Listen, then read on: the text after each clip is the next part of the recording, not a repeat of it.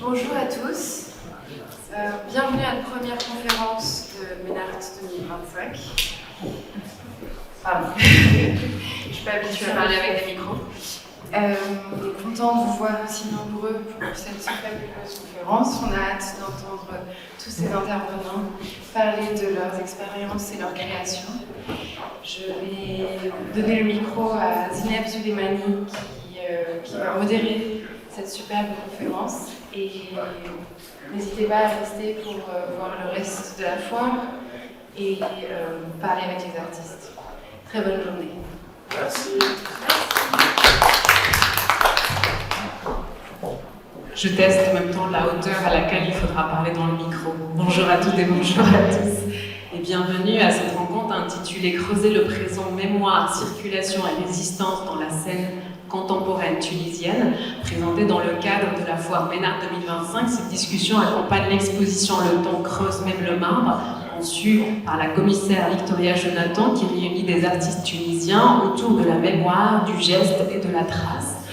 L'exposition emprunte son titre à un proverbe tunisien, goutte à goutte, l'eau creuse le marbre.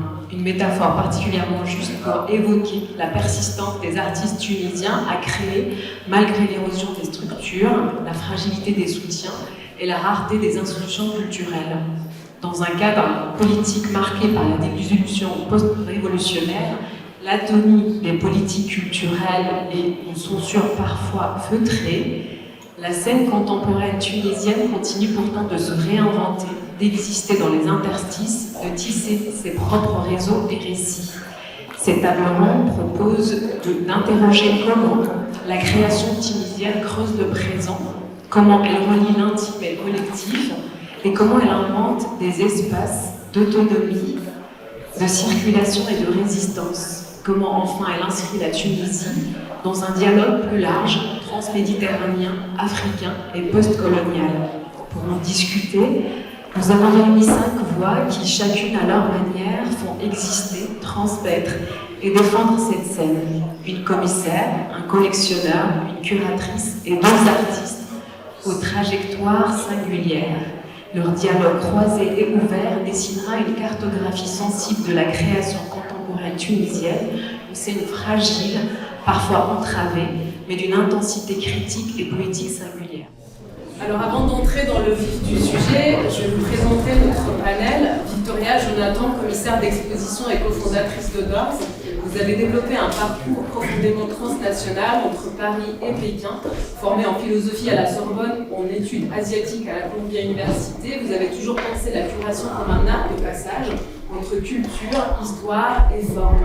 Votre expérience en Chine à la direction du festival Kimet Art a nourri une pratique d'écoute et de circulation qui irrigue aujourd'hui vos projets autour de la Méditerranée et du monde arabe.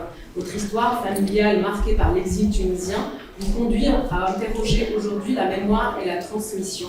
Avec le temps creuse même le marbre, vous mettez en lumière des artistes tunisiens qui réactivent des strates du sensible et réinventent les récits collectifs. Votre pratique propose un art de la trace, du lien et du regard décentré où mémoire revient et gestes curatorial. Wissem. Comme ça, on fait dans l'ordre. Wissem Barbouchi, vous êtes collectionneur et fondateur de la galerie Africart, basée désormais à Paris, professionnel de la finance spécialisée sur le marché africain. Vous avez fait le choix d'inscrire votre engagement dans une démarche culturelle ouverte et éthique. Depuis plus de 15 ans, vous soutenez des artistes du Maghreb, du continent africain et de sa diaspora, en cherchant à retisser des filiations entre l'école de Tunis, l'école d'Alger et les avant-gardes africaines. Votre approche dépasse le marché. Vous considérez la collection comme un espace de médiation et de dialogue entre Europe et Afrique, entre génération et géographie. Vous interrogez aussi la responsabilité du regard, celle du collectionneur, mais aussi celle du public, dans la construction d'une écologie artistique durable et solidaire. Khadija. Khadija Hamdi, vous êtes historienne de l'art et curatrice indépendante, titulaire d'un doctorat en art islamique à la Sorbonne, installée entre la Tunisie et l'Espagne. Vous avez fait de la curation un acte critique, une manière de raconter ce qui a été tu, d'exposer ce qui n'a pas trouvé sa place. De Shkoun Anna a créé C'est résister à la honte d'être un homme. Vos expositions interrogent la mémoire post-révolutionnaire, les récits collectifs manquants et la résistance face à la honte, à la peur et à la disparition. À travers le Goodwill Project, vous créez des espaces d'accompagnement, des résidences et des visibilités pour les artistes émergents. Votre regard exigeant et attentif interroge l'absence d'institutions publiques fortes en Tunisie, tout en inventant d'autres modèles, légers, nomades et durables. Feria Zouane, c'est quoi?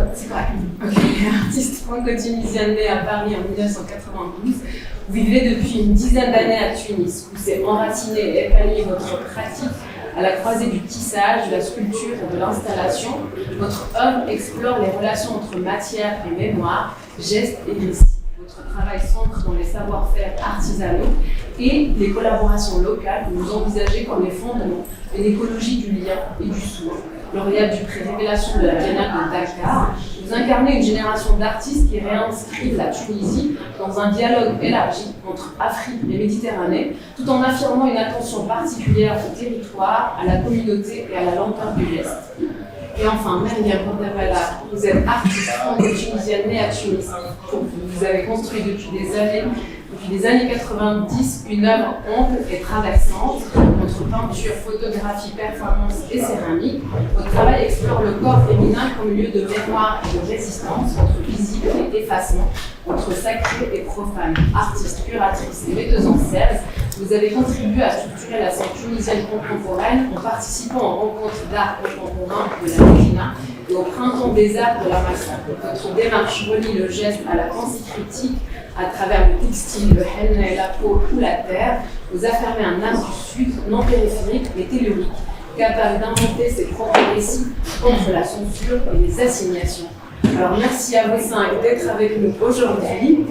Et nous allons essayer de structurer la discussion en 4 axes qui épousent le fil rouge de la mémoire, de la circulation et de la résistance. Et chaque thématique permettra de croiser vos perspectives et d'ouvrir des ponts entre nos expériences respectives.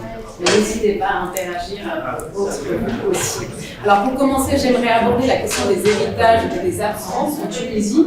Comment creuser dans le passé, activer la mémoire lorsque celle-ci est lacunaire, que les archives sont dispersées et qu'une partie de l'histoire de l'art s'est écrite ailleurs. L'exposition dans laquelle nous nous retrouvons aujourd'hui et qui a été repensée pour la foire après avoir eu une première vie à l'abbaye de Chumillège, l'exposition Le temps creuse même le mar, pose la mémoire comme matière vivante et comme méthode de création.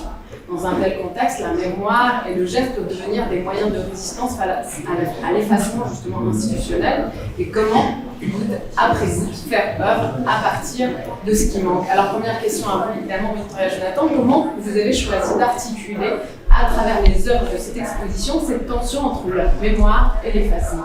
On va essayer sans micro et on va voir si on s'en sort. Est-ce que je parle assez fort donc, comme tu l'as dit, Zineb, moi j'ai surtout travaillé avec la Chine ces dernières années. Donc je suis un peu une outsider à la fois par rapport à la scène tunisienne, par rapport à tout ce panel, et aussi par rapport à la Tunisie, parce que je suis d'origine tunisienne, mais sans passeport, etc. Et durant mes années en Chine, j'ai commencé à travailler beaucoup à m'intéresser à ce lien entre histoire et mémoire intime, mémoire individuelle et mémoire collective, parce que j'étais assez fascinée par le fait que dans un pays marqué par une histoire très traumatique, entre le grand bond en avant, la révolution culturelle, Tiananmen, tout ça, ce sont des épisodes qui sont complètement éjectés, effacés de l'histoire officielle, du récit national. Et donc je me suis intéressée à la manière dont il pouvait exister un retour du refoulé dans les travaux d'artistes et la manière dont ça passait souvent par l'utilisation d'archives, de petites histoires, de choses qui peuvent paraître un peu anecdotiques, de l'ordre du quotidien, de l'ordinaire, donc pas de l'art avec un grand A, mais donc des artistes qui, à partir de photos de famille, à partir voilà, de pratiques vernaculaires, des petits gestes, parler de manière détournée de l'histoire avec un grand H.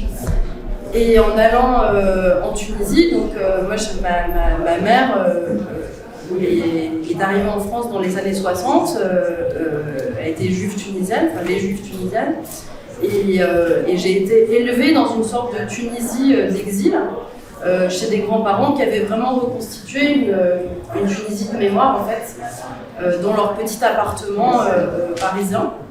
Et quand j'y suis allée pour de vrai, alors que c'était quelque chose qui était très profondément ancré en moi, je voyais aussi beaucoup l'absence de l'histoire de ma famille, plus largement de cette minorité dans le paysage tunisien.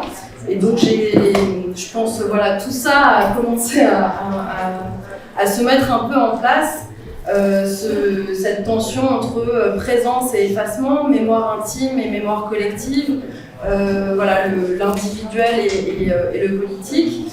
Et donc au départ, quand je suis allée en Tunisie, c'était sur les traces de mon histoire familiale, et puis j'ai découvert qu'il y avait une scène artistique incroyable et trop peu connue, qui m'a d'ailleurs rappelé quand j'avais 19-20 ans et que j'ai commencé à aller en Chine, et que c'était voilà, très informel, il n'y avait pas de soutien en public, le marché était encore... s'intéressait pas encore beaucoup à la scène artistique chinoise, et donc il y avait quelque chose de très organique, énormément d'énergie, une urgence à créer, et c'est quelque chose que j'ai retrouvé en allant à Jaou, à Dream City, en me rendant en Tunisie ces dernières années, et un peu par hasard, parce que j'avais travaillé avec la Baby Liège déjà il y a 5 ans sur une expo d'artistes chinois. Ils m'ont proposé d'être commissaire d'une exposition sur la scène contemporaine tunisienne qui a eu lieu donc, de mai à septembre, sur laquelle j'ai commencé à travailler il y a tout juste 1 an. Et en faisant voilà, plusieurs voyages de recherche, en essayant d'approfondir ma connaissance de la scène tunisienne, je voyais que ce lien entre histoire et mémoire, le travail autour de l'archive était aussi une sorte de fil rouge que je pouvais retrouver dans les travaux de plusieurs artistes. Et plusieurs artistes d'ailleurs qui ont été présentés par Khadija, que je remercie, qui m'a amené dans l'atelier de Myriam, qui m'a également présenté Asma et Fresh, qui n'est pas ici, mais qui était dans l'exposition à Juliège. Et donc voilà, désolée, c'était un petit peu long, mais c'est comme ça que ça s'est fait. C'est une très belle transition, puisque ma question est pour Khadija, et justement dans ce travail curatorial que vous menez depuis quelques années, vous révélez les absences, celles des récits, mais des musées, mais aussi des politiques culturelles. Mais je voudrais m'attarder sur le récit. Comment, dans vos projets, il devient une forme d'action critique aussi pour pallier à ce qui a été tu ou négligé? Je pense que vous vous attachez vraiment à ce que les histoires peuvent révéler de ce qui a été effacé. C'est ça, parce que moi je suis partie en France pour faire mes études, non pas en histoire de l'art contemporain, mais c'était en histoire de l'art islamique.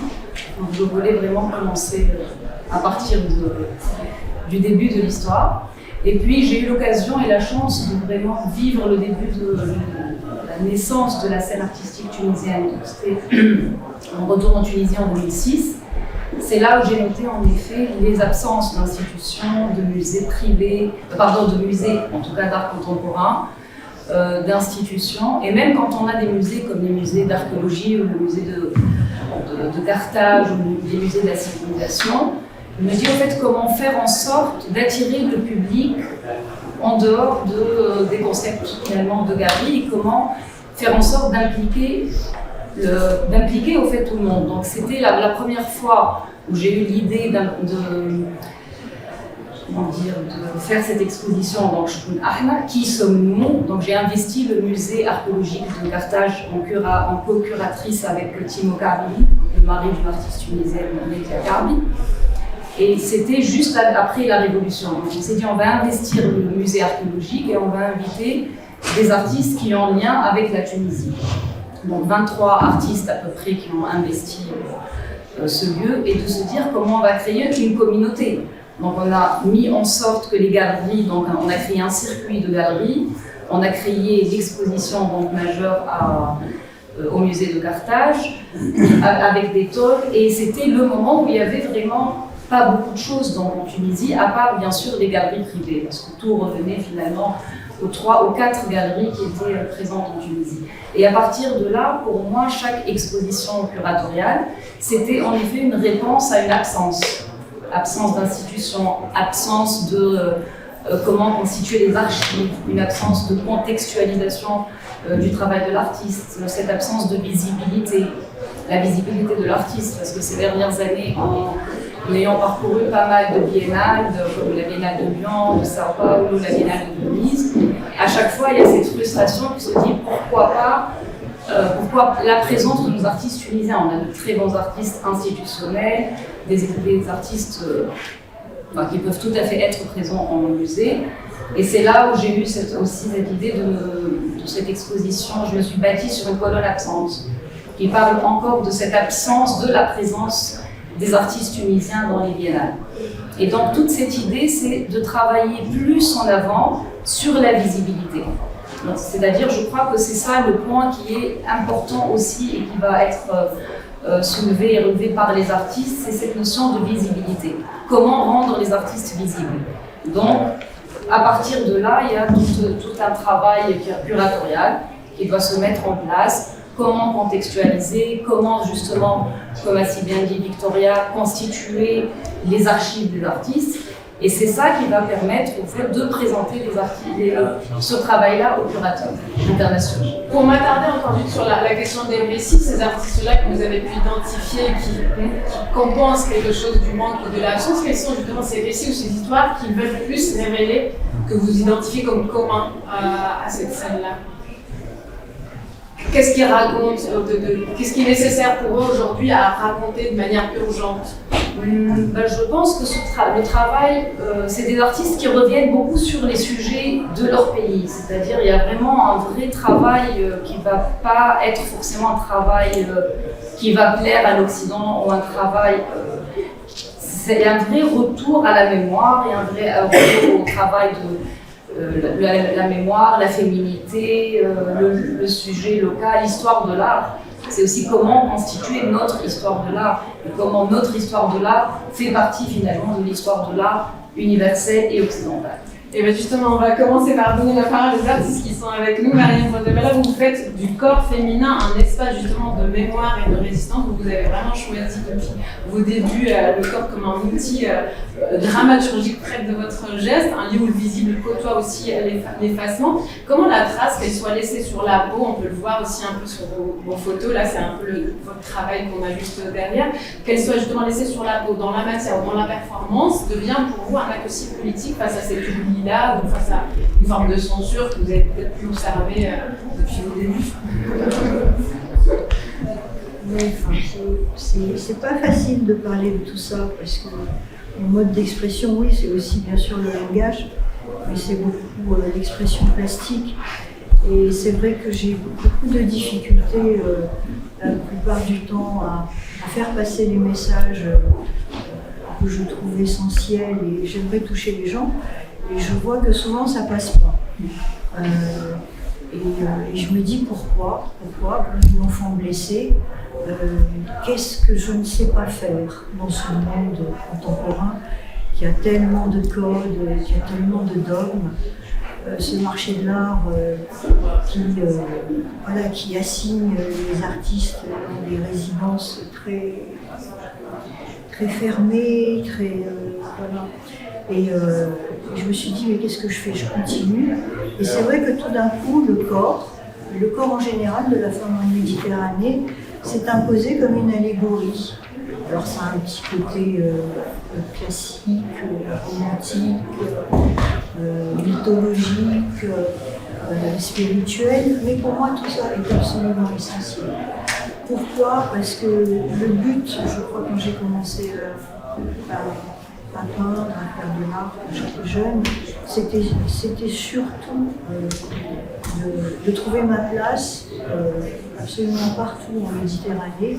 Et je me disais qu'il fallait aussi que j'ai un langage qui soit audible de tout le monde. C'est entre autres pour ça, quand je suis rentrée en Tunisie après les attentats du 11 septembre, que j'ai décidé de monter des expositions internationales dans la Médina de Tunis. parce que c'était vraiment un monde en jachère. Ouais. Le ministère de la Culture tunisienne ne faisait rien, il n'y avait absolument aucun espace muséal. Les galeries, effectivement, avaient le monopole de la monstration des artistes. Donc c'est vrai, je faisais partie de ce monde, c'était un monde très bourgeois, très conformiste. Et tout d'un coup, d'ouvrir ça à la scène internationale et surtout de permettre à la population tunisienne, les gens de la Médina de Tunis, les gens de tous bords, les écoles, les lycées, de pouvoir venir voir des œuvres là, c'était vraiment très c'était essentiel pour moi. Voilà. Et puis quand j'ai lancé tout ça, bien sûr, j'ai monté plusieurs expos, puis je me suis lassée, parce que je me lasse toujours de tout. Et j'ai dit, bon, qu'est-ce que je vais faire? Je vais retourner à mes premiers amours, je vais refaire de l'art. Et ce qui était extraordinaire en Tunisie, alors bien sûr, quand je suis allée en France, on m'a appris toutes les techniques, on m'a appris la subordination, on m'a appris à être moi-même. Et quand je suis rentrée à Tunis, j'ai été confrontée aux interdits de toutes sortes. Les interdits religieux, les interdits de monde, les interdits de l'État. Et en fait, ce que j'ai découvert, c'était extraordinaire de se construire contre les interdits. C'est pour ça que j'ai travaillé à partir d'un petit personnage qui s'appelle le Carabouz et qui a toujours été un élément de contre-pouvoir dans toutes les cultures de l'Asie jusqu'à la Tunisie en passant par la Turquie. Voilà, donc c'était... Voilà. Et c'était un petit personnage populaire. Alors il n'est pas représenté ici, c'est vrai, il est représenté plutôt dans mes dessins et dans ma céramique. Voilà. Après, pour ce travail, vous ne m'avez pas posé de questions sur l'expo. Non. Et comme il y a le corps, c'est le travail quand même sur le corps qu'on peut retrouver là, avec ça concerne aussi le lien. Oui, la photographie est venue par la suite par nécessité. Comme j'étais à Tunis, et qu'il était impossible de faire partir ces œuvres à l'étranger, qu'est-ce qui circulait le mieux? Voilà, le WeTransfer. Donc je suis venue faire de la photo et ça m'a permis de créer un nouveau langage. Voilà. Et comme je collectionnais les robes de mariée tunisiennes et que j'avais fait une grande exposition sur la photo orientaliste et les artistes contemporains arabes qui s'intéressaient à cette question de l'orientalisme, réinterroger le passé. Bon, il y a une artiste qui est présente, Mouna Kalaï, qui faisait partie de l'expo. Voilà. Et donc voilà, j'ai interrogé et j'ai fait alors des autoportraits parce que la photographie, ce qui me dérange dans la photographie, c'est de photographier les autres. Ce qui est important, c'est d'annuler la lentille photographique. Il faut que ce soit moi-même qui me photographie. Donc ce sont des autoportraits, ce qui coupe la relation impudique avec le photographe. En fait, c'est pratiquement comme de la peinture. Voilà.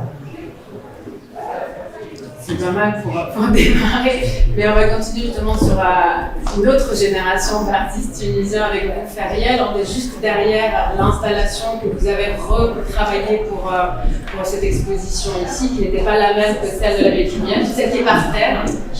Et comme je le disais, vous avez fait le choix de revenir à Tunis et de vous installer en Tunisie, et notamment pour travailler. Là, c'est un travail, si on peut en parler 2 minutes, que vous avez fait avec des artisanes, des potières du sud de la Tunisie. Et il y a quelque chose aussi de la transmission, de la mémoire, continuer sur ce thème-là, et du vernaculaire. On a parlé aussi avec Victoria tout à l'heure, donc vous avez aussi cette attention-là dans votre pratique à faire cette collaboration-là, si on peut en parler 2 minutes. Oui. Je pense que ça ira, sinon je prends. C'est vrai que quand je suis arrivée à Tunis, j'avais pas forcément dans l'idée que j'allais m'installer et moi j'ai fait des études d'art appliqué, donc Bali Beaux-Arts, et c'est vraiment à Tunis que j'ai commencé à développer un travail d'art plastique en fait, et au début il a fallu que ça rentre dans des cadres très informels, puisque j'avais pas d'atelier, donc le premier atelier que j'ai eu, et ça a duré quand même 1 an et demi, c'était avec des artisans à Tunis. C'était 2 mètres carrés qu'on m'a prêté gracieusement, et donc j'étais entourée d'artisans. Alors, en l'occurrence, au début, c'était que des hommes qui travaillaient le métal, la céramique, le bois, le tissage, etc. Et assez rapidement, je me suis rendu compte que c'était assez difficile en fait d'être dans ces endroits parce qu'il y avait beaucoup de territoires d'incompréhension. On ne se comprenait pas, on s'entendait bien, mais c'est vrai que voilà, je me suis dit bon, en fait, je suis pas très à l'aise, mais j'ai envie de continuer. Donc je suis sortie et finalement, c'est là où je trouve que l'art, elle sort, enfin, ça prend toute son inspiration un peu du quotidien. C'est que ce qui s'est passé, c'est que ma mère vient du nord-ouest de la Tunisie, mon mari aussi, donc j'ai passé beaucoup de temps à la campagne. Et en fait, petit à petit, j'ai commencé à me dire, mais en fait, tout ça, c'est ce qui est en train d'alimenter ma pratique. Et donc, mes matériaux ont évolué, ils se sont tournés vers des choses beaucoup plus locales. Et comme j'aime créer à partir de liens, les gens qui étaient autour de moi, j'ai pu travailler avec eux. Et donc, c'était des artisans, c'était des gens en plus qui avaient des choses à transmettre. Et moi, j'avais des choses à apprendre. Donc, on s'est rencontrés à ce moment-là, ça a été des discussions. Ça a été aussi pour moi apprendre à parler, à commencer à parler de mon travail avec des gens qui ne sont pas forcément familiers avec le langage de l'art contemporain. Donc tout ça, ça a été des étapes qui m'ont un peu confirmé que je voulais continuer à travailler toujours en lien avec des artisans du territoire, des matériaux, parce que quand on cherche un matériel dans le territoire, on va forcément rencontrer quelqu'un pour l'avoir. Et donc c'est aussi, il va nous raconter l'histoire, qu'est-ce que ça fait là, comment est-ce que je peux l'avoir, etc.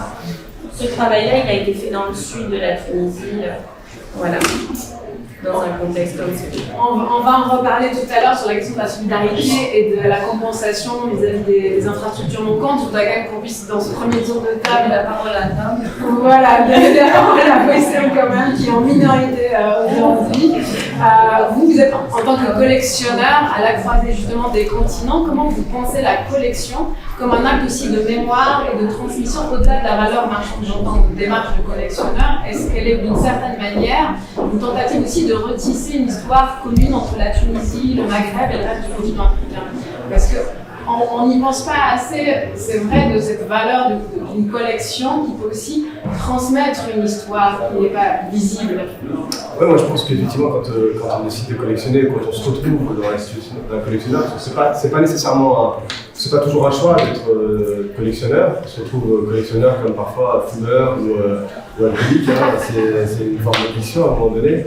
Et c'est vrai que vous évoquez le sujet de la Tunisie. Alors moi quand j'ai commencé à collectionner, c'est les premières œuvres que j'ai acquises il y a maintenant une petite quinzaine d'années. C'est des œuvres que j'ai acquises grâce finalement à mon premier travail, qui est celui d'aller rencontrer des entreprises sur le continent africain et de décider à un moment donné d'investir dans ces entreprises. Et de la même manière que moi dans mon métier, ce qui m'intéresse, c'est d'investir dans des entreprises que les autres ne regardent pas ou des entreprises qui n'intéressent pas forcément le grand monde.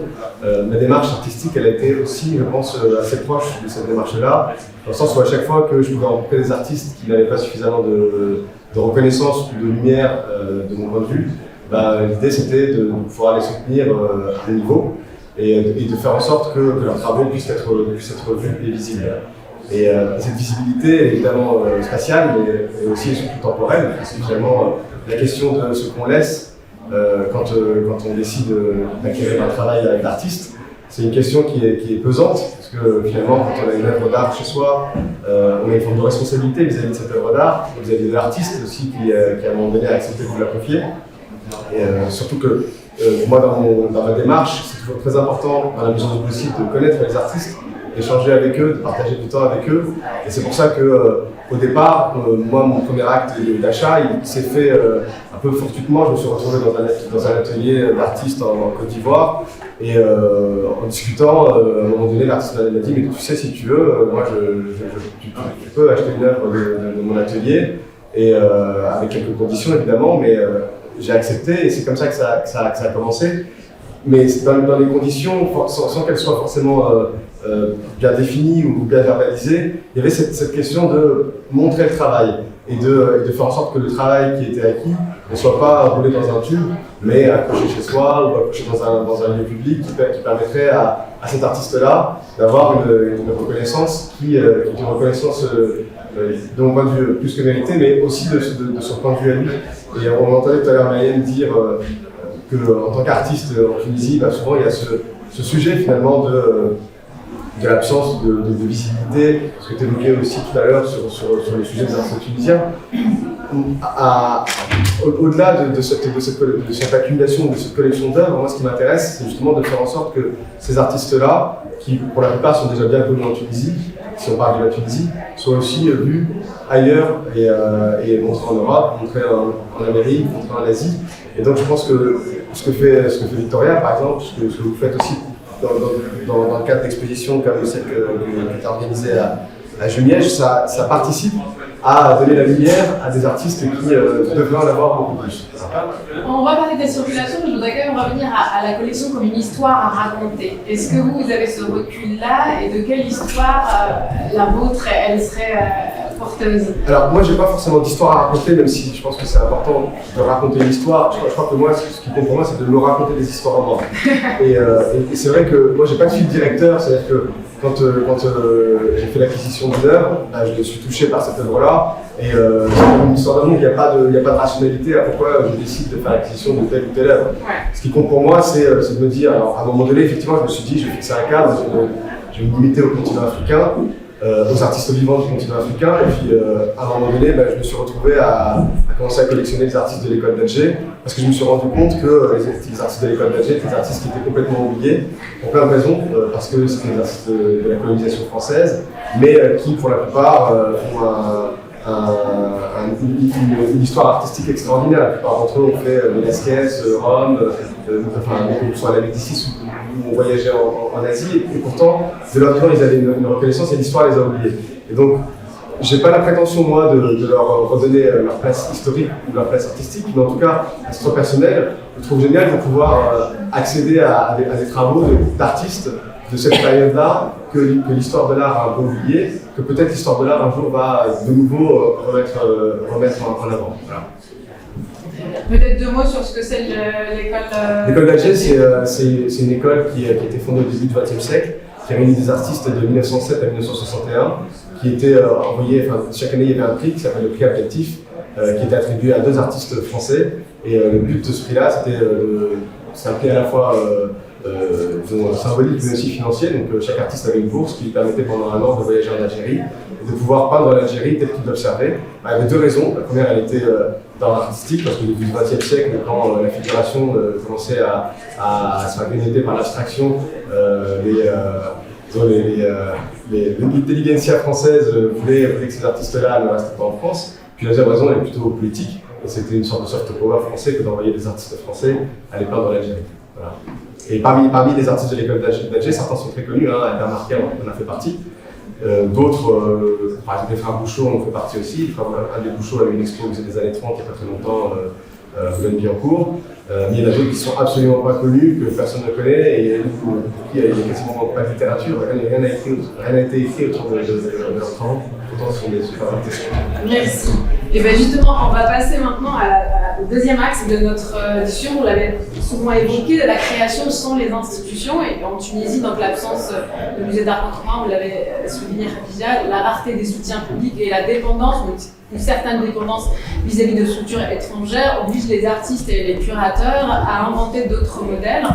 Comment, justement, la question se pose, comment créer et faire vivre l'art dans cette fragilité institutionnelle? Si encore on voit émerger des réseaux informels de solidarité et de solutions inédites, on va en parler aussi avec Ferial, mais Khadija, vous avez souvent investi hors les murs, vous avez pensé des modalités de démonstration qui soient hybrides, mobiles et plus souples, la mobilité comme modèle d'action curatoriale. Qu'est-ce que ça révèle, cette nécessité de nomadisme sur la fragilité des institutions culturelles en Tunisie? Et peut-être comment le dire autrement, est-ce que le fait de devoir exposer dans des lieux alternatifs, qu'est-ce que ça dit de l'État et de manque d'infrastructure? Voilà, je pense que vous avez fait une exposition à ce titre. Le musée imaginaire. Donc oui, en effet, moi j'ai vécu à Paris, donc j'ai fait mes études d'histoire de l'art à Paris, donc j'ai eu la chance d'être confrontée au musée et aux expositions.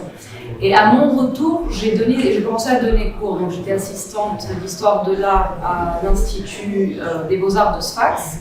Et je salue d'ailleurs une de mes étudiantes, Cyril, qui est présente.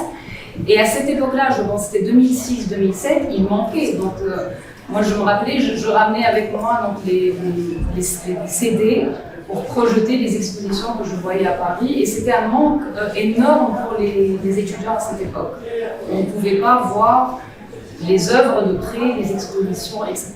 Et à partir de là, j'ai commencé à me dire, absence de musée, je vais créer des petits musées partout. Et dans le cadre de JAO, qui était le festival d'art contemporain, on m'a proposé donc, de participer comme curatrice.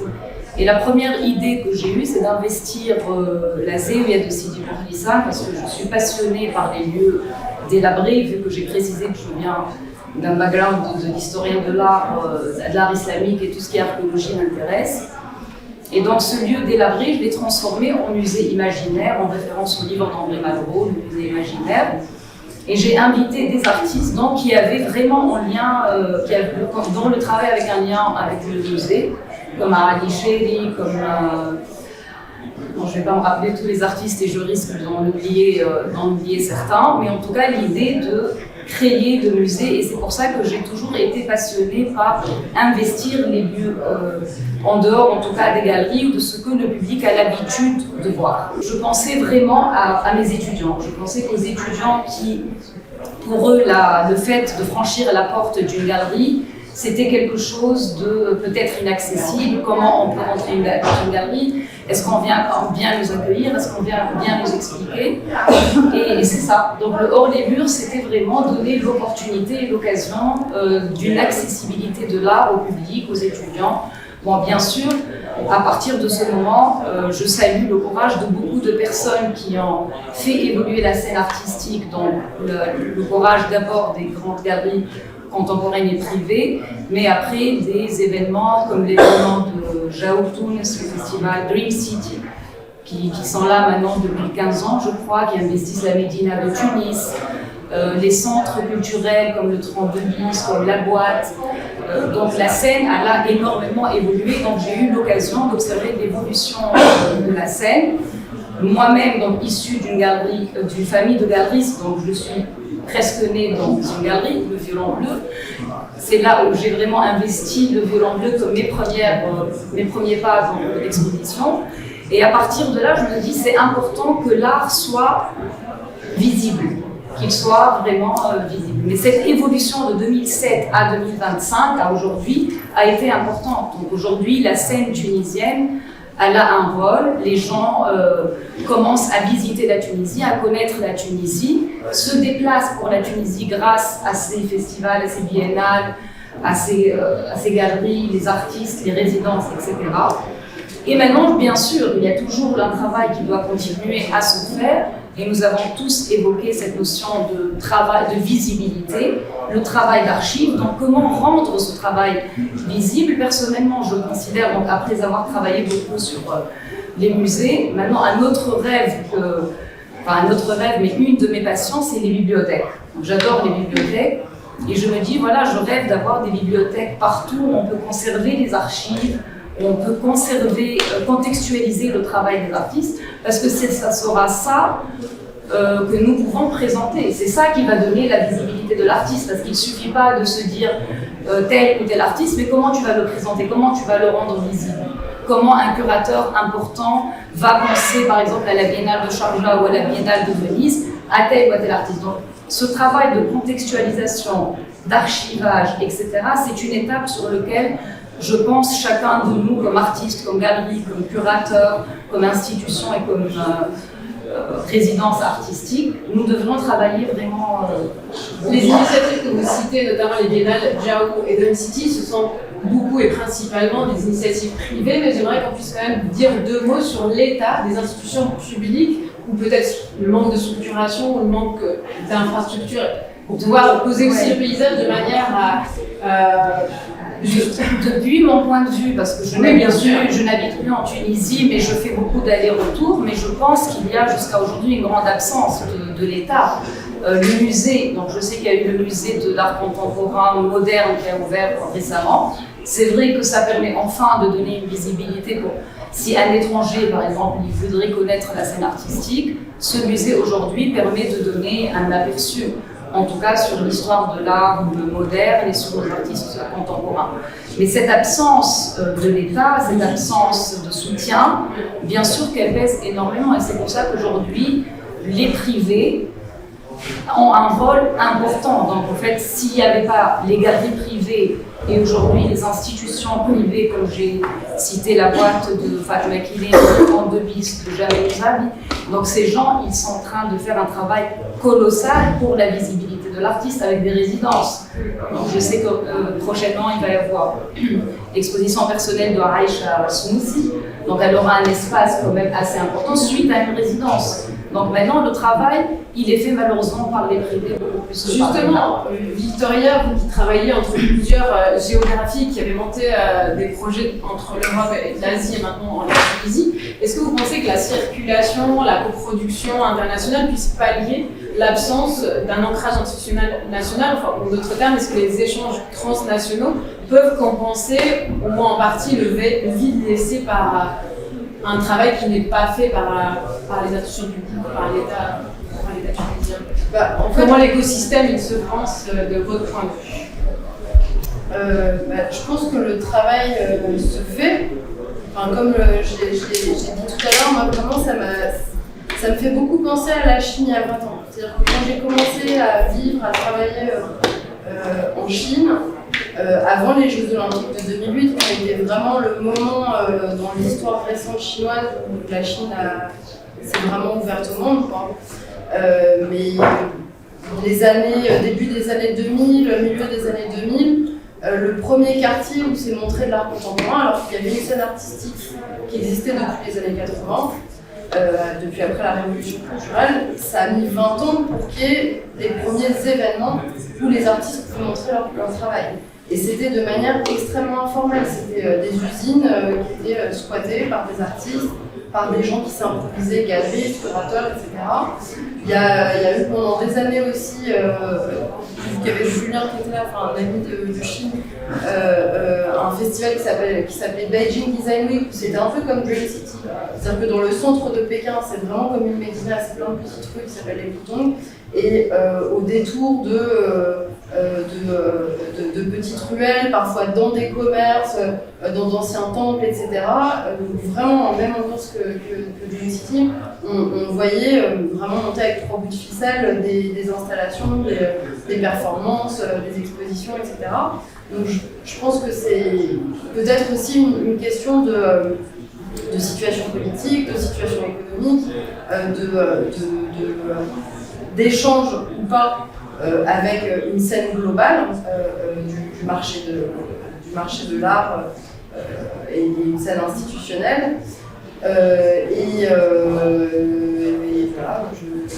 voilà, et je pense aussi qu'on est dans un moment où, moi j'étais étonnée à la dernière documentaire de Cassel qui était vraiment très axée sur les collectifs, les initiatives créées par des artistes justement très informels. Il y avait en fait pas mal de Tunisiens, parce qu'il y avait El Warcha avec qui Feria collabore régulièrement. Il y ne avait aussi tout ce projet. Des collectifs. Oui, des collectifs tunisiens, mais j'étais assez étonnée que sur, je ne sais plus exactement combien d'artistes étaient présents à la documentaire, mais il y avait 3 ou 4 collectifs tunisiens. Et je pense aussi qu'il y a une prise de conscience à un niveau global du fait que ce ne sont pas simplement les institutions qui sont prescriptrices, le marché qui est prescripteur, mais une meilleure reconnaissance aussi d'initiatives portées par des artistes ou par des collectifs. Est-ce que, c'est une question ouverte à tout le panel, est-ce que vous observez aussi une forme de résistance de la part de certains artistes ou de la part de certaines structures face à l'aide transnationale, face aux aides étrangères qui sont des subventions ou des fonds privés pour soit soutenir des réussites ou d'autres événements comme ça. Est-ce qu'il y a quelque chose de cet ordre-là qui est peut-être aussi discuté? Oui, depuis quelques années, j'ai entendu que oui, et je ne peux pas vraiment aborder. C'est-à-dire que face au manque d'une structure écosystémique publique, il y a des aides financières étrangères, mais il y a aussi peut-être un comportement qui peut être de l'ordre d'une résistance face à ces aides étrangères qui peuvent arriver. Comment c'est un sujet qui peut parler aux ambassades? Oui, enfin les aides des ambassades, les fonds privés. Moi, je m'en fiche. C'est pas une question de touchy, c'est vraiment juste pour pouvoir poser aussi vraiment le paysage complètement en disant que face au manque d'aide étatique, il y a des aides d'ambassades françaises, allemandes, suisses. Alors ça, mais il y a des artistes qui refusent ces aides-là sous prétexte que ça vient d'États qui sont bon, allez, je mets le pied dans le plat, soutenant d'un État génocidaire par ailleurs. Enfin, voilà. Il n'y a pas eu de. Mais c'est juste quel est le comportement de la scène artistique qui est dans l'air. Bon, Victoria. Victoria a été concernée. Oui, Victoria. Est-ce que Victoria pouvait nous partager son expérience concernée? Non, enfin, moi ce que je peux observer avec donc, une vision un petit peu plus globale, c'est que, encore une fois, il y a 20 ans en Chine, c'était pareil en fait. Enfin, les ambassades de France, d'Italie, d'Angleterre, enfin, toutes ces puissances européennes qui ont mis la culture au cœur de leur soft power, ce que commencent à faire des États du Moyen-Orient, ce que la Chine essaye de faire, enfin ce que je pense en fait tout le monde essaye de faire, c'est la culture est un soft power. Voilà, la France a été très pionnière, entre guillemets, de ce point de vue-là. Et moi, il y a 20 ans, ce que je voyais en Chine, c'était que c'était des expositions qui étaient 100% financées par l'Institut français, le British Council, le British Institute, etc. Et aujourd'hui, ce n'est plus le cas parce qu'il y a une scène culturelle, un écosystème qui est suffisamment solide, à la fois parce que l'État chinois a décidé d'investir dans la culture et qu'il y a des grands collectionneurs privés qui créent des musées, etc. Et donc aujourd'hui, c'est une toute petite portion des budgets. Évidemment, dans le contexte tunisien, c'est différent puisque c'est un pays anciennement colonisé par la France et que c'était un protectorat français jusqu'en 1956 et qu'il y a aujourd'hui évidemment des questionnements par rapport à une scène artistique qui voudrait pouvoir s'émanciper en dehors de l'ancien colonisateur. Et plus spécifiquement donc, dans le contexte de ce projet, mais je ne sais pas si ça rentre dans le débat, mais cette exposition à Liège qui a été légèrement soutenue par l'Institut français de Tunis, qui a payé des billets d'avion pour les artistes qui sont venus à l'exposition. Il y a eu effectivement 2 artistes qui se sont résistés 2 mois avant l'exposition pour des raisons politiques, avec je trouve des phénomènes d'amalgame qu'on peut en voir beaucoup depuis 2 ans. Ce qui était critiqué, c'était le fait que. Et puis je pense que ça rentre aussi en écho avec la dernière Biennale Jaou où il y a eu tout un scandale autour du rôle justement de l'Institut français dans Jaou, qui a une sorte de partition maintenant qui se joue au sein de la scène artistique à Tunis entre ceux qui acceptent de collaborer avec l'Institut français et ceux qui refusent de collaborer avec l'Institut français. Déjà je suis française. Ensuite, c'est des projets qui fonctionnent quand même avec des économies fragiles. C'est ça la question. Le maritime, c'est pas le ministère des Affaires étrangères, donc c'est une belle opportunité que de pouvoir entrer dans un lieu patrimonial, une scène artistique qui, comme tout le monde l'a dit ici, mérite d'être visible, d'être plus visible. Et heureusement que les choses continuent à se faire, parce que quand on voit un festival comme Dream City, ça fait maintenant 15 ans, les choses continuent. Donc en fait, malgré les obstacles, on continue et on ne s'arrêtera pas sur ces détails de la réception des fonds ou pas des fonds étrangers, etc. Faire Les rien, choses doivent continuer à se faire. Non, mais je pense qu'il faut mettre les pieds dans le plat complètement. Je pense que c'est très important de parler de ça. Je pense qu'il y a une partie qui est non négligeable de la scène artistique tunisienne qui, au vu des actualités, et du génocide, ils sont en train de boycotter, clairement, ils appellent ça un boycott, on met les mots, de boycotter les institutions européennes et particulièrement françaises aussi, parce que dans le mouvement décolonial, etc. Mais le problème, c'est que comment après on gagne sa vie en fait. Déjà, on la gagne de manière très difficile. Donc, qu'est-ce qu'on fait? Et là, je trouve que ça, c'est mon point de vue. Ce qui est compliqué, c'est que finalement, sur le terrain, c'est en train de diviser les artistes. Et finalement, ça, c'est très très dommage parce que ce qu'on pouvait voir comme soutien entre la sphère artistique, les artistes, etc., c'est en train parfois, parce qu'il y a des discours qui sont finalement assez extrêmes, c'est en train de créer des divisions, de créer des histoires, des oppositions et des camps. Et ça, diviser pour régner. Donc finalement, ça a un effet assez contraire. Après, pour être assez objective, l'Europe est un peu, donc City, il y a l'Institut français, Jarno, il y a l'Institut français, je veux dire, il n'y a presque rien. Donc, à un moment, c'est vrai qu'on peut, il y a des choses qui sont directement, des programmes qui sont directement lancés par l'Institut français de manière très claire. Donc là, on boycotte, mais parfois quand la présence de l'Institut français est moins lisible, on ne boycotte pas. Donc il y a ça, on peut observer ce fait. Alors l'Institut français, et ça aussi c'est important à dire, il s'en rend compte, évidemment, et le sait, et donc ils essayent d'être plus discrets aussi sur leur présence, donc il y a moins de logos, etc. Donc voilà, il y a un jeu qui est en train de se faire. Je pense que il y a des gens, chacun a ses positions, a sa manière de s'engager. Il ne faut juste pas que ça nous divise, que ça nous empêche de travailler. Oui, parce que la question, c'est quand même le soutien aux artistes et à la création. Et peut-être on poser la question à Wessem dans un autre angle pour essayer de dépasser un peu cette tension qui arrive d'un coup. Je vais tout détendre.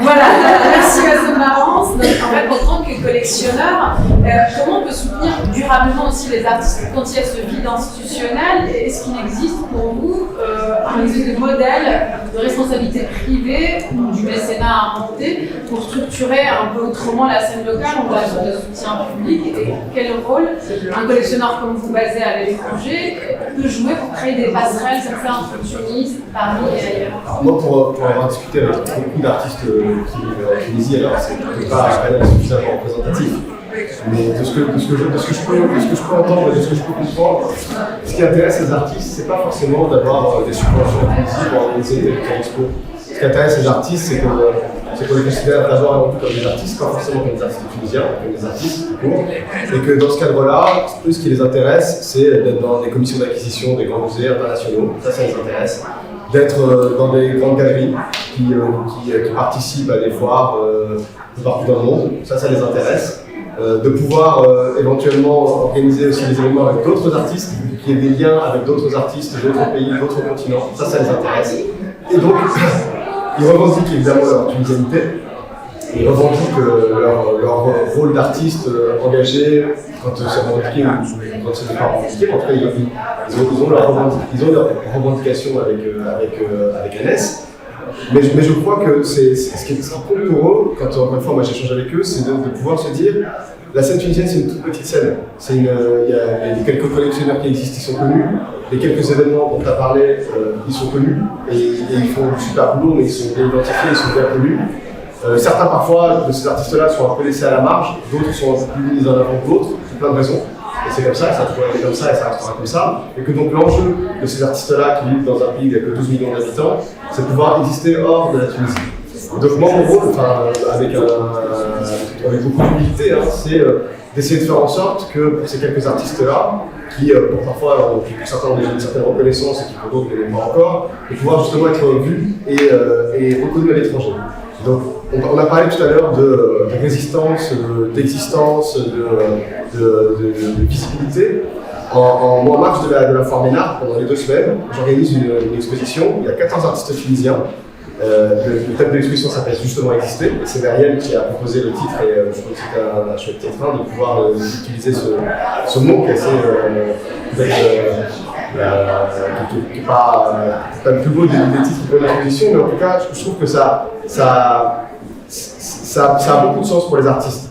De se dire qu'aujourd'hui, on ne leur donne pas suffisamment les moyens d'exister. Et donc, dans cette exposition, il y a 14 artistes. Il y en a certains qui ont eu droit à des expositions personnelles dans des grands musées comme le musée d'art contemporain de Lyon, dans le cadre de Flavie Bégine par exemple.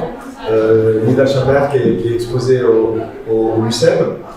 Il y a aussi des œuvres de Mélanie Dabella, il y avait Tarn Guedmini qui était là ici également. Et puis après, il y a d'autres jeunes artistes qui sont bien identifiés et bien connus en Tunisie, mais qui ne sont pas du tout connus à l'étranger. Comme Safa Akiaoui par exemple, qui n'est pas du tout connu, comme Saraya non plus, comme Sarah Vilesh, qui n'est pas suffisamment connu, comme Ahmad Bey, qui n'est pas suffisamment connu. Et donc, tout l'objet de cette exposition, qui est une exposition intergénérationnelle, il y a des plus jeunes à 28 ans et des plus âgés à 78 ans, c'est de pouvoir dire aussi que dans cette scène tunisienne, parce qu'il y a eu aussi toute une discussion sur est-ce que c'est artiste tunisien contemporain ou artiste contemporain tunisien. Est-ce que c'est la tunisianité qui l'emporte sur la contemporanéité ou est-ce que c'est la contemporanéité qui est plus importante que la tunisianité? Bon, on ne s'est pas fait trop de nos cerveaux. Moi j'ai dit, on avait déjà imprimé les flyers, c'était artiste tunisien contemporain et c'est resté comme ça. Mais donc ce qui les lie, c'est leur tunisianité. Et qu'en réalité, cette tunisianité, pour moi, enfin, c'est comme ça que je l'aperçois, c'est une tunisianité de solidarité vis-à-vis de l'extérieur.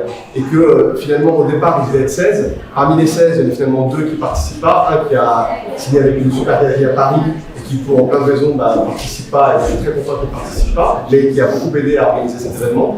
Puis un autre, voilà, pour plein de raisons aussi, n'a pas participé au événement. Mais c'est pas grave parce que finalement, aujourd'hui, il y en a 14, peut-être que demain, il y en aura 20, et puis peut-être que dans ces 14-là, la prochaine fois, il y en aura 7 autres différents. Et que ce qui compte, encore une fois, c'est juste de pouvoir dire cette scène, elle existe. Elle peut exister hors de la Tunisie. Aujourd'hui, elle est montrée en France. Demain, elle sera peut-être montrée en Chine. Un autre jour, elle sera peut-être montrée aux États-Unis. Et qu'à la fin, finalement, chacun aura l'opportunité ou la chance d'avoir une visibilité qui est. En tout cas, si je peux ouvrir une parenthèse par rapport à cette notion de visibilité, c'est vrai qu'on a beaucoup parlé de la responsabilité des galeries qui jouent un rôle important, la responsabilité des institutions et de l'État, mais je pense qu'il y a aussi une responsabilité des artistes. Et là, je voudrais mentionner une des artistes qui est exposée ici, par exemple, Asma Benarissa.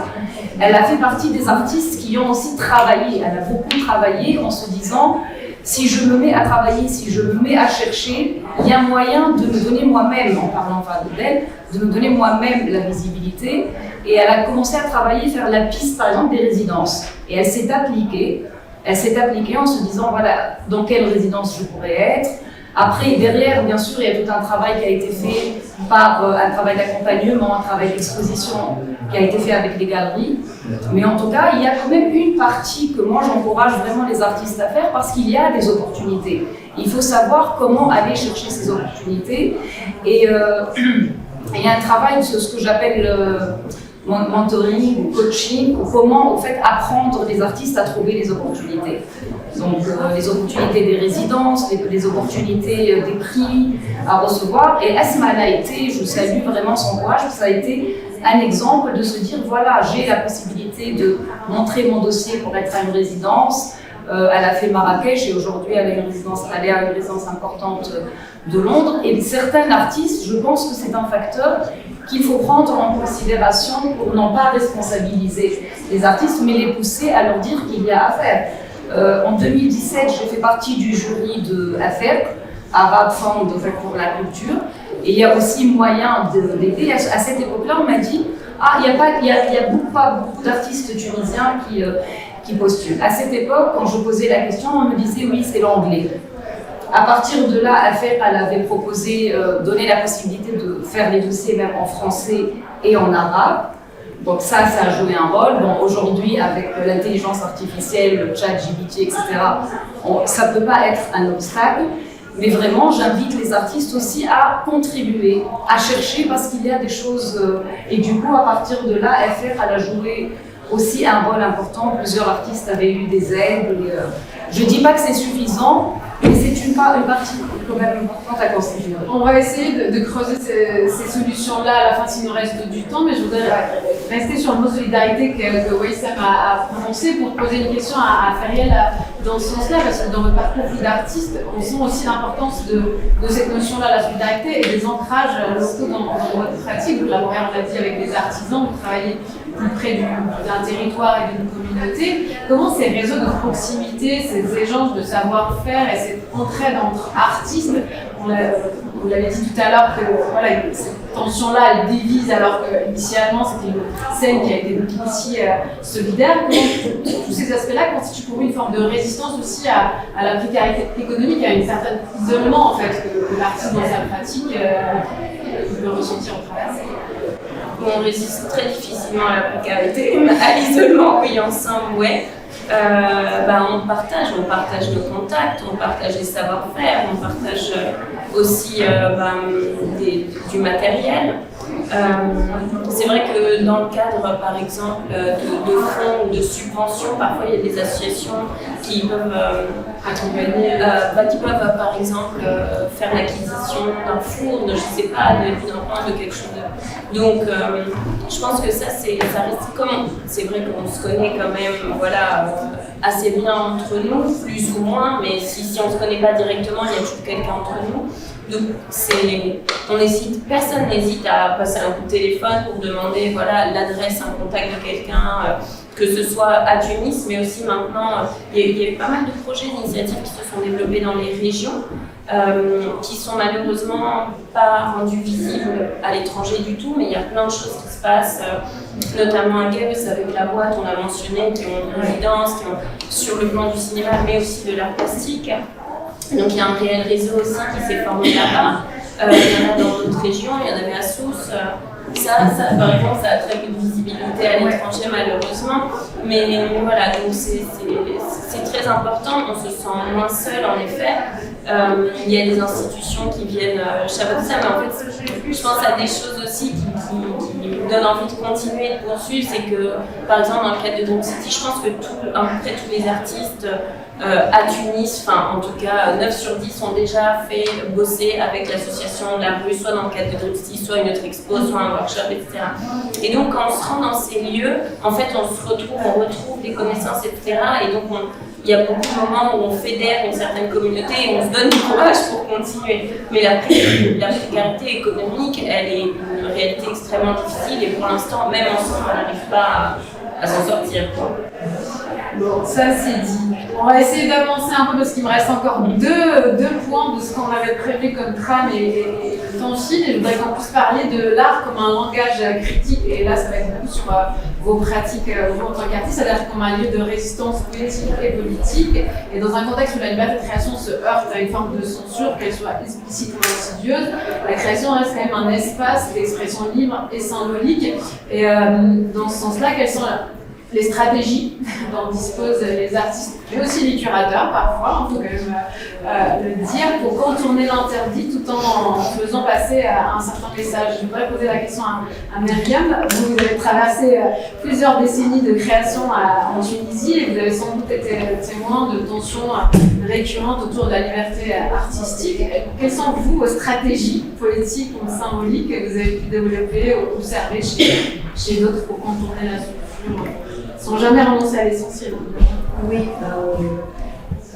ça s'est surtout produit quand j'ai été commissaire, parce qu'il s'agissait en tant que commissaire de défendre l'ensemble des artistes que je présentais.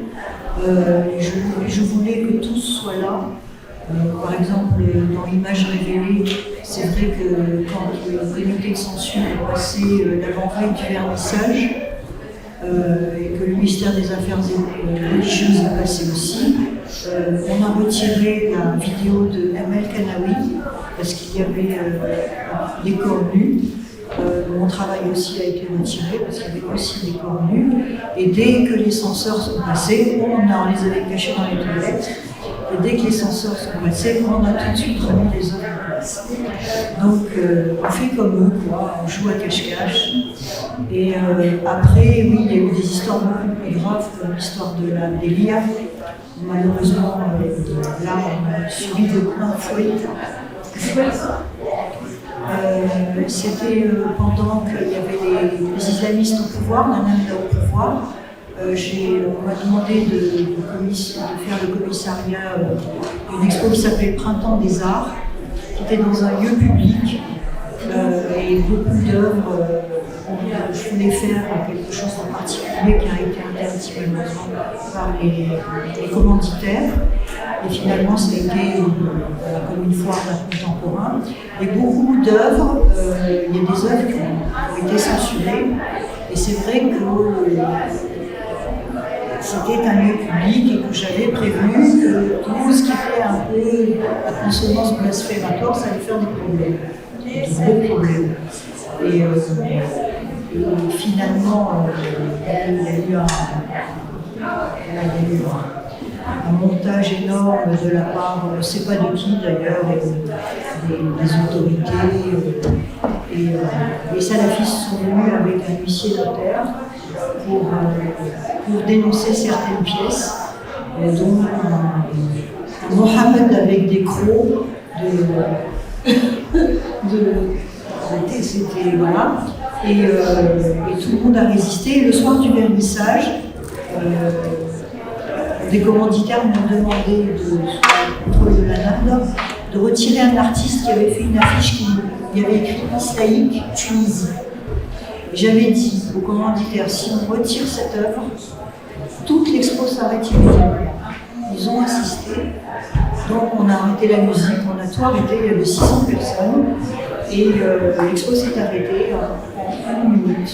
Et tous les artistes ont posé les œuvres à terre, pas tous bien sûr, il y en a qui n'étaient pas contents, et ça s'est arrêté. Donc pendant toute la semaine, il y a eu bien sûr la soupe montée. Et bon, voilà, c'est là que les huissiers de terre sont venus. Et quand on m'a demandé ce qu'il fallait faire, j'ai dit c'est très bien. Nous allons organiser des états généraux de la culture. La Fondation Pistoletto était d'accord pour qu'on discute sur cette question justement de qu'est-ce qu'on peut montrer en art, qu'est-ce que c'est que le blasphème, tout ça. Et finalement tout s'est arrêté parce qu'il y a eu une très grande manifestation. Beaucoup de gens ont dit des horreurs sur nos adversaires potentiels, qui étaient ces gens qui étaient venus se plaindre. Et ça a dégénéré. Les œuvres ont été détruites, et puis il y a eu un grand feu, il y a des gens qui sont morts. Les artistes ont eu 2012. Les artistes ont eu des fatwas sur eux. Moi j'étais assignée à résidence. Voilà, on a dû attendre que ça passe. Mais c'était très très intéressant parce que finalement, moi j'ai écrit un texte là-dessus. J'ai compris en même temps qu'il y avait un problème de compréhension entre le monde de l'art, qui était finalement le monde un petit peu à l'époque des nantis, de ceux qui pensaient pouvoir la vérité infuse au niveau artistique. C'est pour ça que quand les grands journaux sont venus me demander, ils ont dit mais bon, ces gens-là ne comprennent rien à l'art. Pas comme ça les autres. Et ça, c'est là que j'ai compris qu'il y avait un véritable problème entre les communautés, entre la pauvreté et la richesse. Et finalement, pour moi, la Délia, c'était une histoire de lutte des classes. Et bien sûr, ça, c'était inaudible en Tunisie. Ni au niveau d'ailleurs des médias français qui m'ont dit ça, on ne pourra jamais faire passer. Voilà. Est-ce qu'on en est là? Mademoiselle Germaine était la représentante de l'AFP. Non, là aujourd'hui les choses ont changé parce qu'on est dans une urgence, de survie. Mais à ce moment-là, c'est très dur pour tout le monde, seulement en Tunisie. Bon, je ne vais pas parler de politique parce que c'est un moment, mais c'est vrai comme dit Feriel qu'on puisse chacun à l'intérieur de nous trouver la force. Et moi, effectivement, comme Feriel, je la trouve dans des pratiques vernaculaires très simples en ce moment. Voilà. très bien la vocabulaire, le retour aux sources.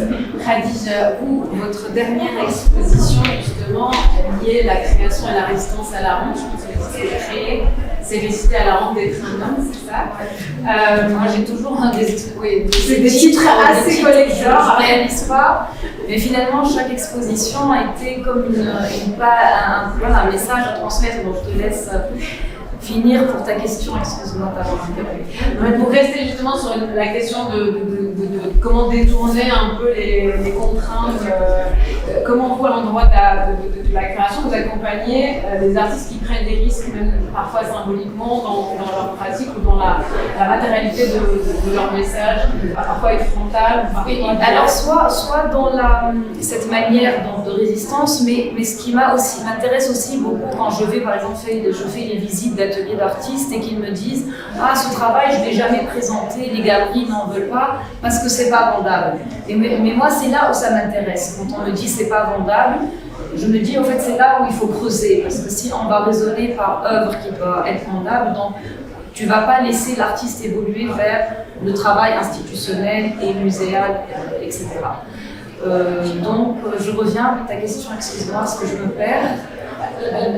Le chapitre, entre guillemets, c'est vraiment sur l'autocensure ou l'expression dans un contexte qui censure. Donc, comment, à un endroit de dialogue avec l'artiste, où voilà, vous commencez à dire lors des visites d'ateliers, il y a quelque chose qui peut aussi rassurer. Voilà, c'est parce que oui, je me dis, si nous ne prenons pas le risque, si chaque artiste va se dire je ne vais pas montrer cette œuvre par crainte ou par peur, de toute façon la censure n'est pas propre à la Tunisie, la censure on peut la trouver partout dans le monde. Après il faut savoir dérouter, il faut savoir comment montrer, il faut prendre le courage, savoir le défendre, sinon si on ne va pas pouvoir dépasser cette limite, eh ben, on ne va pas pouvoir ouvrir l'arbre au-delà de ce que nous voyons.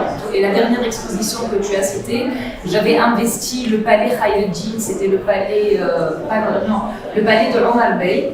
Donc c'est un artiste dont l'atelier, donc je salue les personnes qui ont été là. Il est à Paris, Omar Bey. Il est à Paris, très bien. Donc Omar, il a un travail colossal où il occupe un palais très délabré au Kram, à Tunis. Et donc, comme je suis toujours en vadrouille et à la recherche des lieux, j'ai invité une artiste du Nigeria où elle a montré donc, une vidéo. En fait, c'est un message par rapport aux femmes qui n'ont pas eu leur rôle, enfin, dont le rôle n'a pas été mis en valeur. Et le travail de Omar Bey, qui est un travail assez politique et assez engagé, mais timide, dans le sens où pas timide, dans le sens qu'il va faire passer le message d'une manière assez subtile, mais le message, il est là. Il n'y a pas de peur, on confronte, et c'est comme ça qu'on peut faire changer les choses et on peut faire évoluer les mentalités. Victoria, de votre côté, est-ce que vous avez des expériences sur comment Chine, beaucoup. Ouais. Plein de conseils. Voilà, les stratégies pour contourner la stratégie en Hollande. Non mais moi je vis pas en Tunisie, donc je peux pas j'ai pas de légitimité à m'exprimer là-dessus, mais à l'endroit de, comme disait Khadija, le rôle de la curatrice ou la commissaire pour accompagner un artiste qui est parfois lui s'auto-censure avant même de montrer son travail. On l'invente aussi. Hein. La censure, on l'invente aussi. Oui, d'ailleurs, une des œuvres qu'Omar avait montrées, c'était une installation de petits oiseaux. Et au fait, elle parlait de la loi de la liberté d'expression. Mais quand on la voit, on voit de simples oiseaux sur des tiges. Mais quand on la lit, en fait, c'est une écriture en braille. Donc c'est une critique. Il l'avait faite à l'époque de Ben Ali, donc avant la chute de Ben Ali. Et c'était pour parler de ce manque de liberté d'expression. Mais en fait, elle a été faite en braille, donc ça a été une manière assez subtile pour détourner cette censure. Mais parfois, ça va être aussi dans les textes curatoriaux, en fait. Des fois, on peut aussi jouer avec les mots. Soit jouer avec les mots, soit être censuré parfois, alors qu'on envoie juste finalement un texte, une intention curatoriale. Bon, sinon je peux passer, j'ai encore des questions pour avancer, c'était juste le cas où on met en commun. Et la censure. Chacun s'en fout finalement. Oui, j'ai l'impression. Ils s'en foutent. On s'en fout pas parce qu'on a eu des Bon, problèmes. ensuite, ça fait quand même 2 ans qu'en Tunisie, il y a plusieurs centaines d'avocats, d'acteurs de la société civile qui ont été en prison de manière complètement Ouais, alors récemment, c'est sûr mais- que ça crée un contexte, j'imagine qu'on fait plus attention dans sa prise d'expression publique. Ensuite, voilà, ce que j'ai pu observer, en tout cas dans la pratique, et plutôt en lien avec la Chine, c'est qu'il y a un travail qu'on montre, un travail dont on parle, et que le fait de justement entrer dans un réseau global est absolument essentiel pour des artistes qui produisent dans des pays qui peuvent exercer une forme de censure ou de restriction sur leur liberté de création, parce qu'il y a des choses qu'on ne peut pas montrer dans son propre pays, qu'on peut montrer à l'étranger, puis en général, en tout cas pour la Chine, qui je pense a un des systèmes de surveillance les plus perfectionnés au monde, des artistes chinois peuvent montrer en toute liberté des œuvres à l'étranger qu'on ne montrera jamais dans les frontières de leur propre pays. Il y a la censure par rapport à la question du corps, qui est très importante. Oui, les envahissants étaient castrantes, donc pour moi, la problématique de la sexualité qu'on peut pas montrer aussi. Bon, il y a effectivement la censure politique. Récemment, on a eu, Voilà. ça pèse beaucoup la censure politique. Et moi, je trouve que les gens sont très courageux, c'est pour ça qu'ils sont en prison, et que justement, ils osent. Voilà. Alors après, ils le payent très cher. Elle se manifeste comment Mais sous Ben Ali, tout le monde rasait la moquette. Hein. Ça a duré quand même très longtemps. Et là, c'est vrai, maintenant, les gens s'expriment, il y a des gens dans la rue qui manifestent. Et parce qu'en face, il y a finalement un pouvoir. Voilà, il y a un pouvoir qui est là. Et les gens ont besoin de s'exprimer. Et c'est partout dans nous. C'est partout dans le monde. C'est pour ça qu'il y a l'art et la culture. Et c'est pour ça qu'il faut qu'on continue. Parce que, voilà, Alors on va continuer pour aller vers le dernier point, Myriam, si vous voulez bien, pour parler circulation et avenir. Là, ça va être des perspectives positives, j'espère.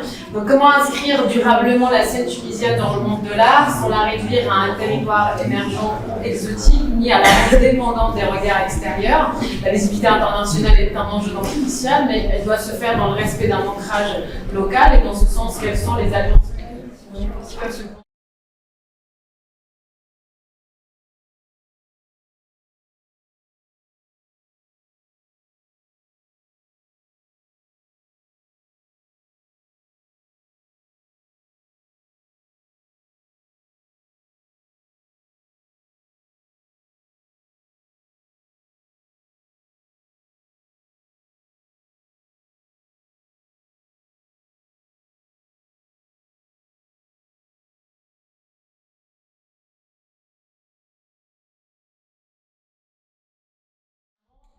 des collectionneurs et Alors, moi, je ne l'ai pas dit au début, mais j'habite depuis une petite dizaine d'années à Casablanca. En tout cas, j'ai une résidence à Casablanca, au Maroc.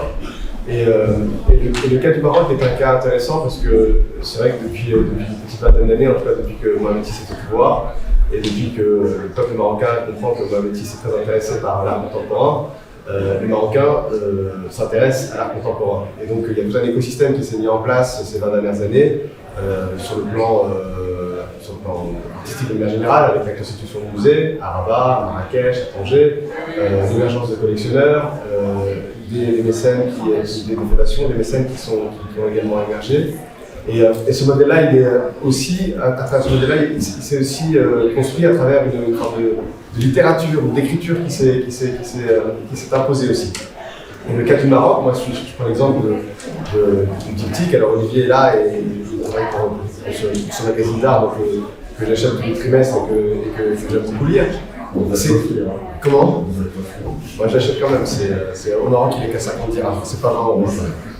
Et donc cette littérature, en tout cas ces écrits, mettent souvent en avant des artistes marocains, jeunes ou moins jeunes, et ça permet aussi à cette scène marocaine d'être encore plus visible à l'international. Donc il y a tout un écosystème qui s'est mis en place à l'intérieur, et il y a tout aussi un écosystème qui se met en place à l'extérieur et qui donc après permet de mettre en place une forme de dynamique positive avec participation à la biennale, participation à des foires où les artistes marocains n'étaient pas forcément représentés par le passé.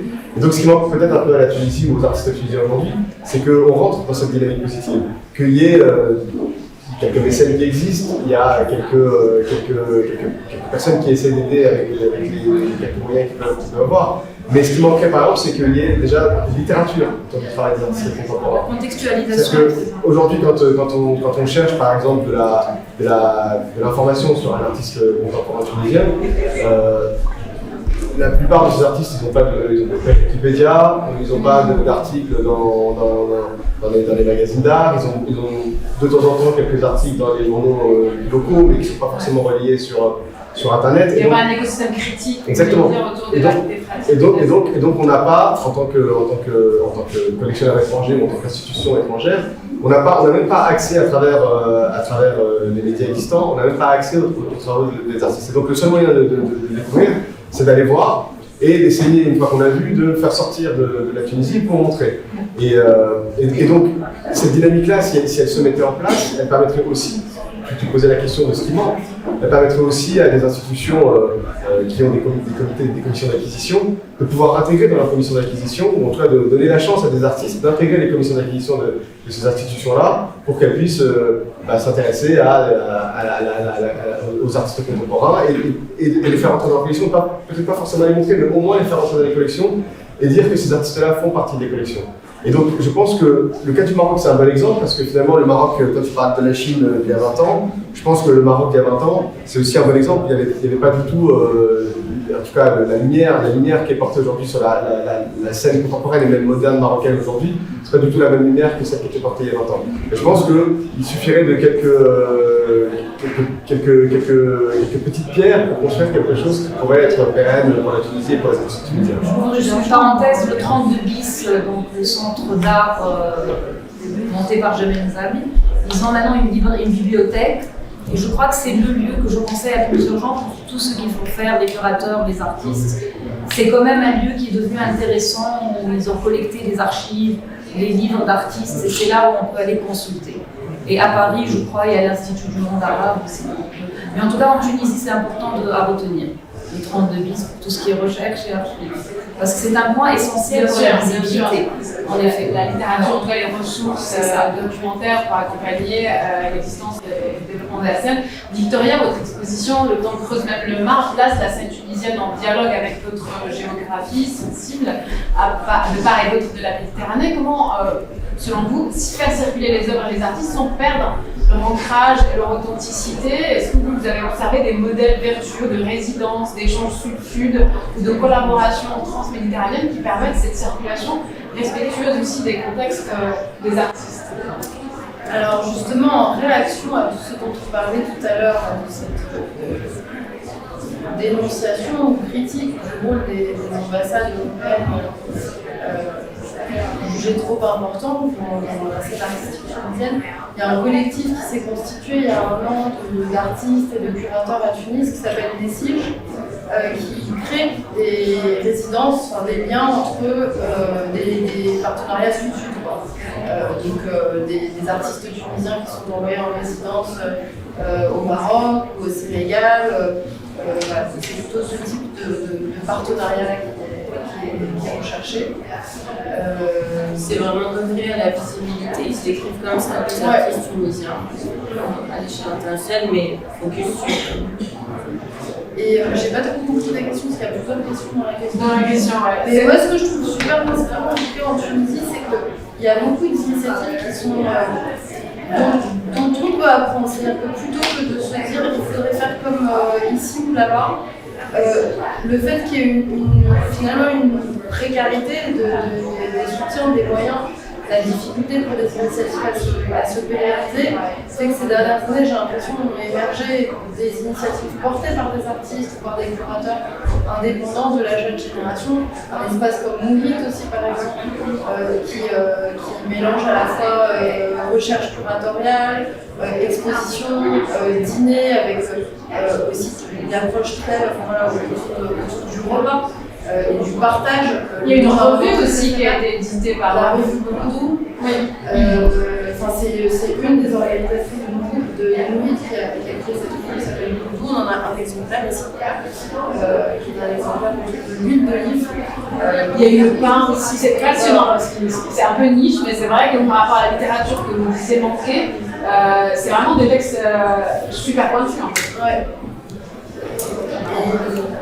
Et touche positive. Voilà, non, mais j'ai pas fini. Et ensuite transposé dans un autre contexte, dans le cadre de cette exposition-là, c'est vrai que c'était un petit challenge parce que c'était une abbaye médiévale en Normandie.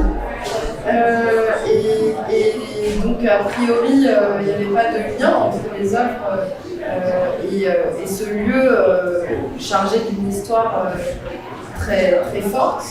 Voilà, je pense que c'est justement ce rapport à la ruine, à une forme d'archéologie sensible qui était présente dans le travail de tous les artistes, qui a finalement très bien dialogué avec cette ancienne abbaye en ruine et avec toutes les sculptures, tous les vestiges qu'on peut trouver dans la salle d'exposition. Et une visibilité avec une revue de presse, on parlait justement qu'en fait, il n'y a pas forcément de reporting sur cette scène-là, il y a eu un article notamment dans Le Monde, il y a aussi inscrire le catalogue avec Bao Books, super éditeur tunisien, moi Zachary, donc c'était très important de travailler aussi avec des Tunisiens pour un projet comme ça et de faire un partenariat avec une maison d'édition française. Et donc j'ai proposé à Zachary de créer cette maison d'édition et aussi un réseau de distribution d'éditeurs indépendants dans tout le monde arabe. Donc cette maison d'édition s'appelle Bao Books, c'est celui qui a fait le catalogue de l'exposition à Jumèche, que vous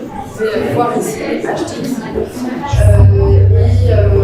Et oui, et voilà, et toute la presse qu'il y a eu autour de l'exposition, le fait d'avoir la possibilité de montrer maintenant ces œuvres dans le cadre de Ménarts. Beaucoup des artistes de l'exposition n'ont pas de galerie. Et donc c'est aussi une super opportunité d'être présent pendant la semaine de l'art à Paris, dans une foire comme ça, de pouvoir faire. Hier on a eu des visites du musée d'art moderne de la ville de Paris, du centre Pompidou, du palais de Tokyo, cette mise en relation avec une scène de collectionneurs et aussi une scène institutionnelle est évidemment très concrète. Khadija, vous, à travers votre projet et le catalogue. Oui, il y a la vente. Vous pouvez après l'acheter après avoir visité l'exposition, mais j'ai encore. C'est le dernier exemplaire. Pas beaucoup de temps, vous avez beaucoup de questions. Khadija, avec Blue Web Project, vous créez justement des passerelles nord-sud en connectant des créateurs Tunisie, d'Afrique et d'ailleurs, à l'ère des diasporas et des réseaux informels. Est-ce qu'on peut vraiment encore parler d'une scène nationale au sens strict ou est-ce qu'il faut bien repenser la scène tunisienne comme une constellation beaucoup plus large, englobant ces diasporas, ces affinités électives, au-delà des frontières? Alors, on le disait tout à l'heure, Feriel, il est retourné habiter à Tunis, vous avez vécu à Paris avant d'être retourné à Tunis, c'est aussi comme cette circulation aussi des artistes et des pratiques. Et dans le cadre de votre projet, je pense que vous inscrivez au-delà de la frontière tunisienne. Voilà, donc moi je suis tunisienne, je suis basée en Espagne et quand j'étais en Tunisie, donc c'était vraiment investir tous les lieux en hors les murs en Tunisie. Et ça fait 2 ans que j'ai monté le Blue Web Project, donc qui est d'un côté accompagner des artistes, découvrir et accompagner des artistes émergents. Donc ça part d'un accompagnement presque de coaching, de comment préparer un CD, comment participer à des résidences, comment monter une expo, jusqu'à une exposition donc personnelle. Et le but, donc c'est un travail en cours, c'est de prendre cette exposition et de la rendre itinérante, donc de faire un travail donc de visibilité, parce que je crois que c'est le point qui est revenu à chaque fois et dans tous les artistes, c'est un peu un besoin vital pour tous les artistes, c'est cette visibilité. Et d'ailleurs, je suis heureuse ici parce que je revois beaucoup de Tunisiens, je pense, qui sont installés à Paris et qui ont la pépite, la joie de se dire « Waouh, l'art tunisien à Paris, on est en train de voir nos artistes ». Et je crois que c'est quelque chose